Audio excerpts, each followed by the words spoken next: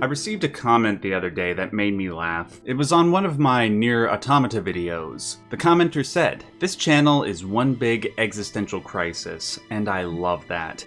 I laughed because I was happy to know that people weren't growing tired of my persistent focus on existentialism, and that there are people greatly possessed by existential questions like I am. But the feelings of joy quickly turned to anxiety. I thought about all the times I had discussed the deep, unanswerable problems that one finds when studying existentialism. Often, I present these problems to all of you so that I do not have to deal with them on my own, so that they don't permanently drill me into the ground. However, I realized that by sharing a multitude of these existential questions, I haven't provided enough of a positive counterbalance. While I have done many videos on mental illness and how to cope, I haven't done many videos on how to cope with existential dread. Today, I'd like to provide an example of positive existentialism, and it comes in the form of Final Fantasy IX. Up until this year, I had never played any of the Final Fantasy games, and I am deeply regretful of that fact. Like with Final Fantasy X, which was the first and most recent game that I played in the series, Final Fantasy IX is also a colorful, awe-inspiring work of pure imagination, which invokes the keenest forms of childlike wonder in its characters and aesthetic. Not only that, it uses the characters and aesthetic to weave together a profound work of existential fiction. One of the best that I've ever seen in a video game. It is one of the best because it tackles one of the most emotionally fraught topics in the existential genre, that of free will versus determinism. It thoroughly illustrates the multiple emotional effects this topic has, using the various characters as canvases. Some characters succumb to deep depression, some to despair. In the worst case, one character is driven to destroy the universe to spite his deterministic existence. And then there are characters who offer a way out of this pit of negative emotion, a solution that you can apply to your own life. I wish to tell all of you what this solution is, but before I do, I need to address the viewers who have never played Final Fantasy IX. Obviously, if you have not played the game, I highly recommend it. It holds up miraculously well 20 years later, but more importantly, if you're going to get the most out of this video, you must accept that Final Fantasy IX exists within a deterministic universe where free will does not exist. You can hold the opinion that free will exists in real life, but just know that your opinion does not apply to this piece of fiction. You should also note that just because I am analyzing this game, that does not indicate a full endorsement of determinism. I enjoy analyzing both sides of the argument because it helps me develop a deeper understanding. I hope that advocates of free will see the same value when they watch this video. First of all, let's lay out a simple definition of determinism for those who might not be well versed with the topic. Determinism is a theory that human beings are not the cause of their choices and actions. Rather, they are the result of previously existing causes. The same causes that gave us our eye color, our body type, our interests, and personality. I'll give you a couple of examples to help you understand. When you feel an emotion, any emotion, did you choose to feel that emotion? Or did that emotion possess you like a demon? Here's a second example. Close your eyes and think of a video game. Any video game. Now let me ask, did you choose to think of that video game? What made that particular video game come to mind? Did you play it recently? Is it from your childhood? Did you see an ad for it recently? Why did you pick that game, and not a game that many people have not played, like, off the top of my head, E.T. for the Atari 2600? It's because the commercials and advertisements that you have watched led you to be interested in that game and likely purchase it. It is your experiences with those ads combined with your genetics predisposing you to liking certain things which made you recall that game. Thus, you did not choose to recall that game. Rather, that recollection was predetermined. This isn't just true in regards to that game, but for your entire personality. Your personality is the sum of memories, both genetic and experiential. Genetic memory is what you were born with, and experiential memory is what you develop over the course of your life. In regards to genetic memory, that consists of things like instincts, like the instinct to avoid danger, or to detect symmetry. It also consists of the traits you inherit from your parents, be they physical or mental. Our parents inherited their traits from their parents, and so on and so forth, all the way back to the beginning of time. The villain known as Garland comments on this fact towards the end of Final Fantasy IX. He says, "All life constitutes an intelligence that holds memory beyond experience. Memory is not isolated within individuals. It is an accumulation of generations of memories that continues to evolve. Those memories that exist beyond experience are things like genetics and instincts, the things we inherit and that continue to evolve with the birth of every conscious life form. The genetics, as well as the life circumstances that we inherit, largely shape the people we are. So much so that we develop strong behavioral habits, ones that are very difficult to break out of. For example, the character of Steiner was brought up to serve the monarchy and protect Princess Garnet no matter the cost. This is his entire life. He has no personality to speak of beyond this duty. Thus, in the simplest terms, he acts like an annoying tool for a large part of the game. Though he eventually breaks out of these habits towards the end, it is not without a seriously painful moral effort. The same is true for the aforementioned princess, who initially knows nothing of the world outside of her pampered lifestyle. Once she makes the decision to escape, she must mold her personality and hone her survival skills in order to function amongst the lower classes of society. She arguably suffers through much more than Steiner does. When she witnesses the destruction of Alexandria, for example, she is so psychologically traumatized that she becomes mute for the next few hours of gameplay. This type of struggle is omnipresent with the characters of Final Fantasy IX. They struggle to transcend their determinist heritage. Even though many of them succeed, they must still come to terms with the fact that the choices they made during this self-improvement process were not a consequence of free will, because, as we said before, free will is definitively non-existent in this game's universe. Steiner and Princess Garnet were not the cause of their decisions. The only cause that exists in this game is the crystal, the source from which all things originated.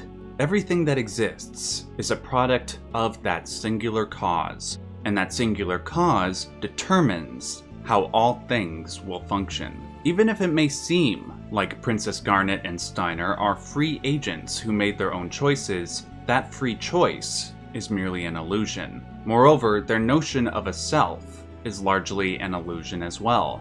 What we call Garnet or Steiner is merely the result of all that has come before, all that has extended from that one initial source. And that sense of self can easily be created and manipulated. The two best examples of this lie with the character of Vivi and the conflict between the characters of Zidane and Kuja.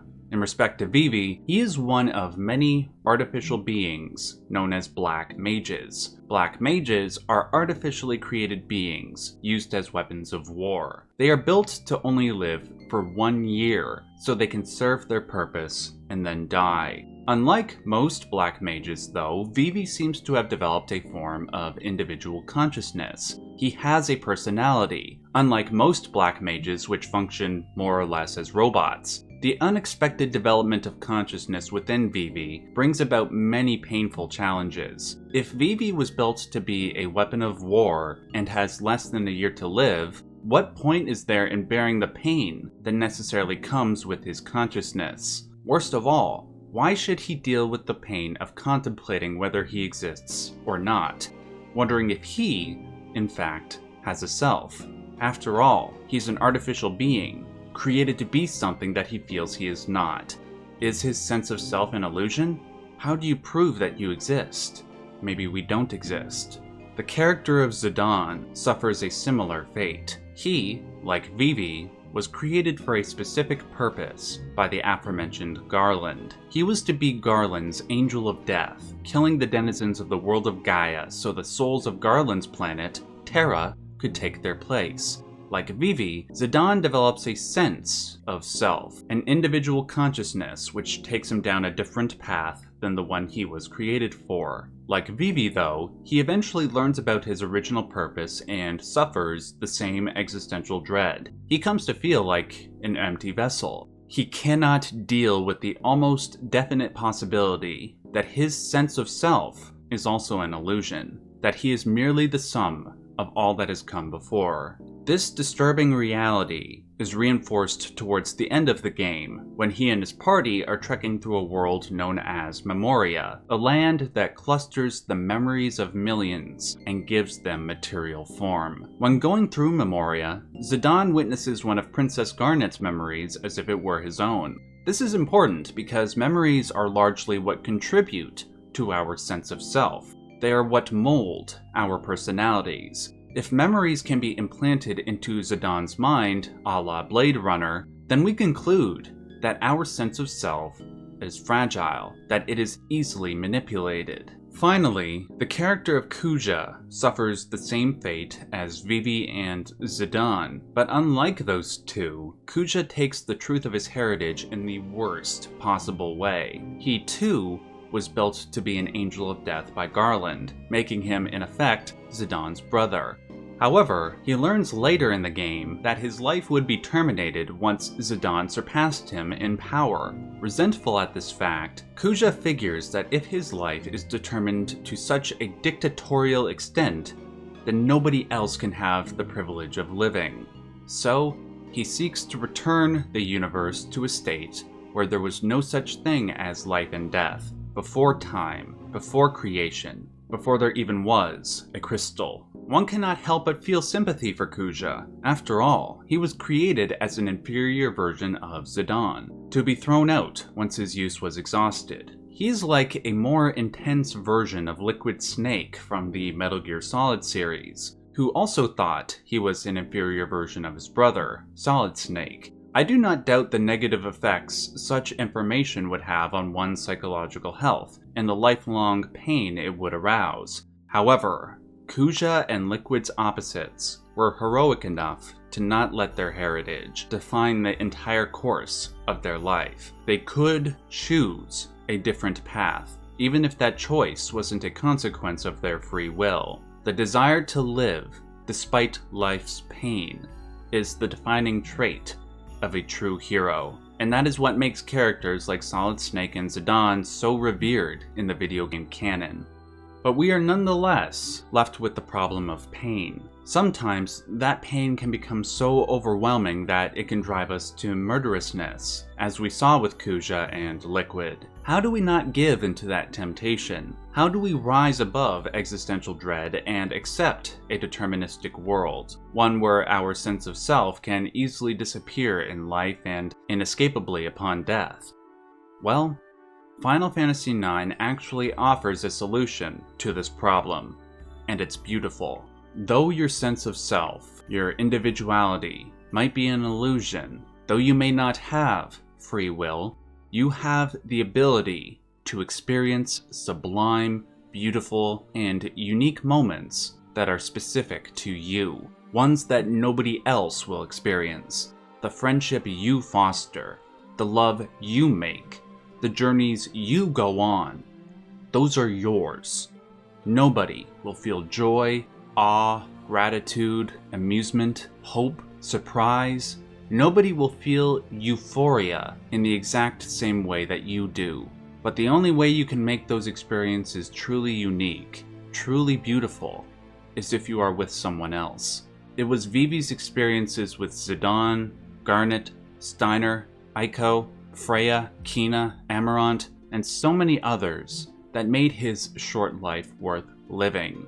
It was the cluster of cells that we call Vivi interacting with other clusters of cells to produce experiences that won't ever be felt in the exact same way ever again. Just like Vivi, Zidane, and their friends, we owe it to ourselves to experience that love and friendship because it is unique, because it is ephemeral. And it's okay that it is ephemeral, because a thing isn't beautiful because it lasts forever. So when you find that beautiful person, hold them tight, Because the time you have together will be like a single, priceless pearl drifting in an ocean of sand that stretches beyond the boundaries of time.